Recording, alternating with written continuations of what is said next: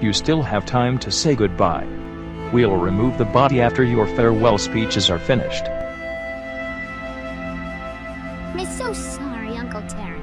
We should have never put our lives into danger like this. We would never be involved in this kind for danger again. No matter where you will be, we will always miss you. Goodbye, Dad.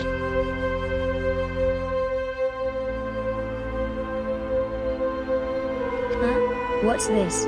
I thought that portal wasn't there before. Where does that even take us? The Nether. Well, I do feel that this is the right time. I need to go through the portal and get out of here.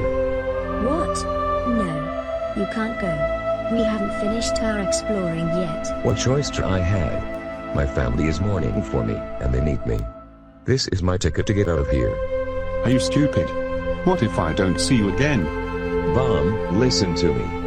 If I go through this portal, I'm gonna tell my family that you still love them. Will you promise me to take care of this place? I promise, Dad. Thank you.